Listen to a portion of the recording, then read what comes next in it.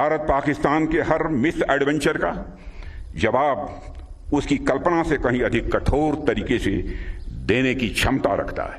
और मैं इस मंच से यह साफ संदेश देना चाहता हूं कि भारत की संप्रभुता की ओर बढ़ने वाला हर नापाक कदम का यही अंजाम होगा।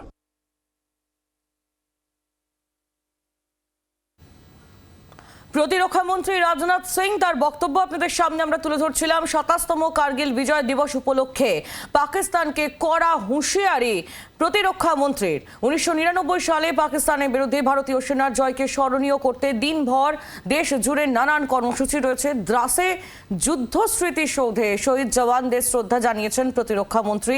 যে কোনো চ্যালেঞ্জ মোকাবিলায় ভারতীয় সেনা যে সম্পূর্ণ প্রস্তুত, আজ প্রতিরক্ষা মন্ত্রীর বক্তব্যে একেবারে ছত্রে ছত্রে সে প্রসঙ্গ উঠে এসেছে।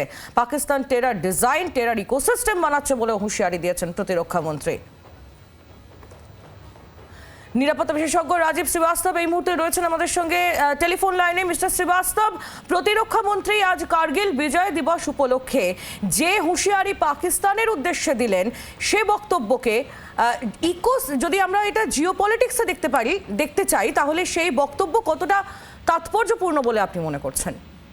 দেখুন, এই কার্গিল বিজয় দিবস, কার্গিল যখন যুদ্ধ হয়েছিল, আমাদের কনফ্লিক্ট হয়েছিল, আর আজকে 2026 সিঁদুরের মাঝখানে অনেক চেঞ্জ আছে।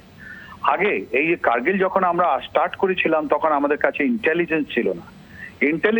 আমি জানতাম না কি ওরা কারা, যারা আমাদের মাটিতে এসছে, যারা আমাদের মাটিতে কার্গিলে ইনফিল্ট্রেট করেছিল। আমরা ওদের এক্সাক্ট আইডেন্টিটি জানতে পারিনি, আমাদের ইন্টেলিজেন্স ফেলিয়ার ছিল।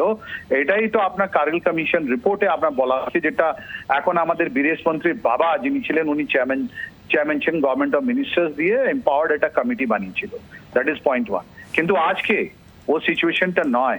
অপারেশন সিন্দুর দেখিয়ে দিল কি তোমাদের যেখানে যেখানে স্পেসিফিক জিনিস আছে, 7 মে 2025 বা 10 মে 2025 যখন আমরা টেরর ক্যাম্পকে স্ট্রাইক করলাম, যার পরে ওদের আমরা স্ট্র্যাটেজিক যে এয়ারফোর্সের জিনিসটা আমরা স্ট্রাইক করলাম, দু জায়গায় আমাদের কাছে পিন পয়েন্টেড ইন্টেলিজেন্স ছিল। নাও কোয়েশ্চেন ইজ টেরর ফ্যাক্টরি, পাকিস্তানের টেরর ফ্যাক্টরি। ইয়েস, পাকিস্তান একটা বিনাশ পথে আছে। তাই জন্য দেখুন না, যখন আমাদের দিকে তাকাচ্ছে ভারতের দিকে, এটা বিকাশ, আর ওইদিকে আছে বিনাশ। ওরা এই রাস্তাটাই ছাড়তে চাইছে না, বিকজ ওখানে আর্মি যেটা আছে, পাকিস্তান আর্মি যেটা আছে, ওরা পাকিস্তানের উপর যে পাওয়ারের উপর যেটা আপনার দখল করেছে, ওটা ওরা ছাড়তে চাইছে না।